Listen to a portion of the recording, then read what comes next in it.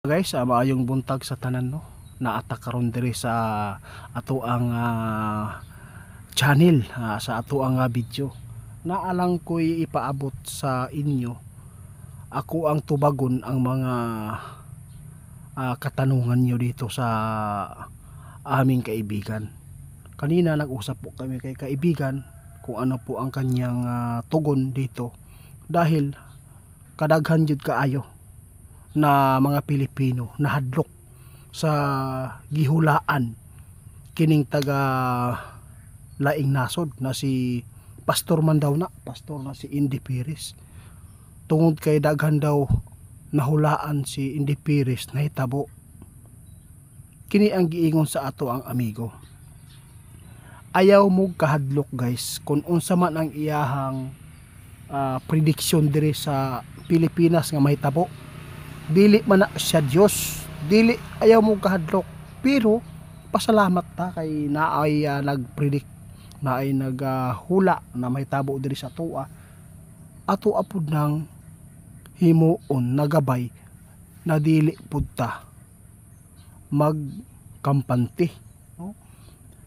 Buhaton nato ang tama, manalangin, magampo ta permente para dili ta mapahamak sa sakuna, ready permente. Yun guys, Bisaya una ko ni kay daghan kayo mga Bisaya taga Cebu. Karabis taga Cebu. Shout out taga Cebu, no? Amping mo diha kay naapagyo yung mga kalamidad. Bakit daw nakapokus lagi si Indy Perez kung ikumpara daw nato ang iyang gipanghulaan sa ubang nasod? Kung ikumpara nimo, mas daghan kayo ang iyang gi-predict diri na metabo sa atuang nasod sa Pilipinas. Mooning niabot sa mua guys, daghan kaayo ang nagapangutana kung paniwalaan ba nila. Sa totoo lang, ano ang sinabi ni Indy Perez, nilagyan po niya ng buwan. Lahat po daw ng kabahayan ng mga lahat po daw ng kabahayan sa Pilipinas maaapektuhan. O bakit hindi nangyari? Guys, ginaganito ko yung paabot para hindi kayo matakot. Dili siya Diyos, no? Ang may hawak ng panahon natin ang Panginoon. Yun lang. Walay makabuot sa Ginoo kung unsa man ang iyahang buhaton sa iyahang mga anak diri sa mundo. Kung gihulaan ni Indy Perez na mahitabo daw ang tsunami, pinangalanan po nila ang buwan. Kung managna gyud ka, kung propita ka, ang tawag ana, dili gyud ni mabutangan doon sa mga pizza, no? Pero siya lahi gibutangan niya pizza, mo nang daghang kaayong nahadlok. Ayaw mo kahadlok guys, no? Ayaw mo kahadlok, ingon ato amigo. Kana iyang gipanghula sa tinuod lang, gabay pud na sa tuwa na magamping taan ang mga bulana. Kay karong nga panahon guys, dili na gyud, no? Dili na gyud ni mapugnan pa ang mga kalamidad.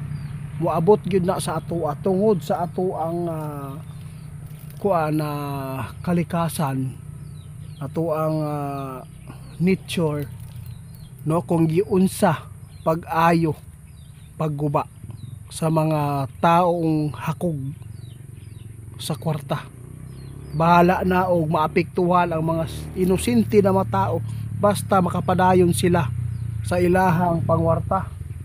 Muna kung giingon sa inyo guys, ayaw mo kahadlok sa mga gihulaan ni Indy Perez tawd kay dili tanan mahitabo. Kung nahitabo pa lang tong hulaan niya sa Nobyembre nga naay tsunami, no? Makaingon ta nga grabe, no? Grabe gyud, gamhanan gyud si Pastor Indy Perez. Oo, mao na akong giingon sa inyo guys, ayaw mo kahadlok. Kung sa giingon sa tong amigo, bisan pa og nakit-an pa nila ng panghitabuan na dili gyud sila maghatag og mga pizza, dili pud na sila moingon nga mahitabo gyud ang tungura. Oo, tungod kay giingon ana dili man sila ang naghawak sa kalibutan sa panahon.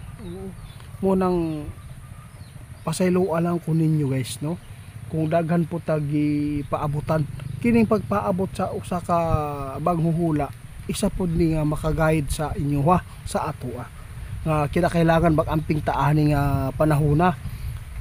Karon naa na po'y gihulaan si Indy Perez nga mahitabo sa ato ang presidente, no, sulod tuig 2026 2027.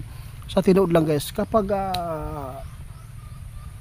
bawat dagdag ng taon mas lalong malala ang magaganap na mga sakuna dito sa atin. Yun po ang tandaan ninyo. Kung unsa man gani ang gipaabot sa tao, tao ra na siya guys, tao lang po yan ha.